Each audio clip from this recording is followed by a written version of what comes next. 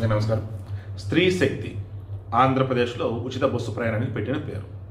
ఇప్పుడు దివ్యాంగ శక్తిని ఇంకొకటి, అదేంటి, దివ్యాంగులు పాపం వాళ్ళు ఆసుపత్రికి వెళ్ళాలి, ఫిజియోథెరపీ సెంటర్కి వెళ్తూ ఉండాలి, బట్ ఛార్జీల మీద ఛార్జీలు, మళ్ళీ ఒక మనిషి తోడు రావాలి, వాళ్ళకి డబ్బులు.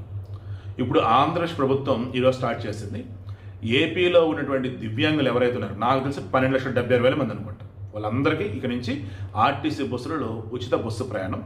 వారితో పాటు ఎవరైనా అటెండర్ వస్తారు కదా, వారికి 50% టికెట్ మీద ఛార్జ్, అంతే. డీటెయిల్స్ మొత్తం వెనకాల పెడతాను చూడండి.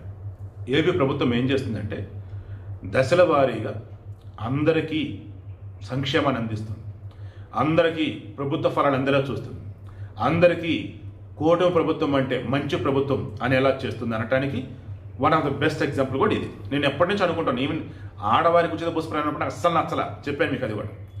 దివ్యాంగులకి వీళ్ళకి పెట్టాలి, చదువుకునే పిల్లలు వాళ్ళకి పెట్టాలి. ఇప్పటికీ నేను వ్యతిరేకమే ఆడవారి విషయంలో ఉచిత బస్సు ప్రయాణం అంటే. బట్ స్టార్ట్ చేశారు, ఎక్కడ స్టార్ట్ చేస్తారు అక్కడ స్టార్ట్ చేశారు.